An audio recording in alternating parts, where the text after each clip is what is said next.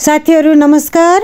आज म हजुरहरुलाई मेरो आफ्नो कौशीमा मैले कस्तो यो उत्पादन लिनको लागि कौशीमा धेरै भन्दा धेरै उत्पादन लिनको लागि कहिले पनि खाली नभइकन उत्पादन लिनको लागि मैले एउटा ट्रिक लगाएर कौशी खेती गरिरहेको छु।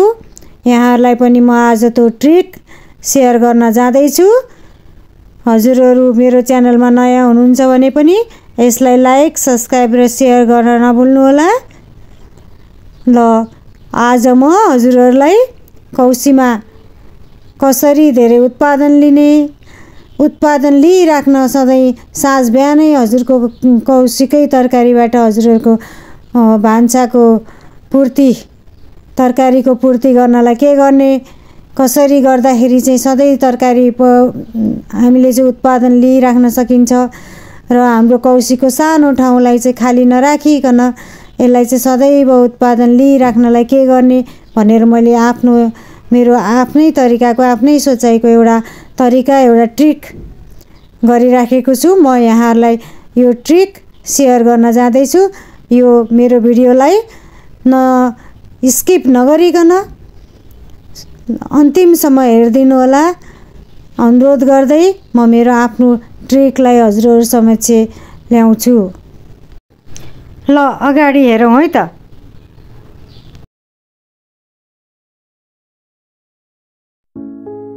ल हेर्नुहोस् साथीहरु, मैले यो केराउ फुल्ने टाइममा मैले यो घिउ सिमी पकेटहरुमा जमाइरहेको थिएँ। यिनीहरु यसले लहरा छोड्न लाग्दा मेरो केराउहरु सबै पाकिसक्यो। मैले केराउ निकाल्दिए। मैले यो निकालेको केराउमा मलाई 2-4 दिनलाई पुग्ने केराउ निस्केको छ। अब मैले यसमा चाहिँ अब घिउ सिमी सार्न गएँ। यी हेर्नुस् कसरी जरा लिएको छ। अब लहरा छुटिराखेको छ। अब मैले यसलाई भोलि नै झिक्रा दिने बित्तिकै झिक्रामा जान थाल्छ। आज म यो घिउ सिमी यो क्यारीमा सार्न जाँदैछु।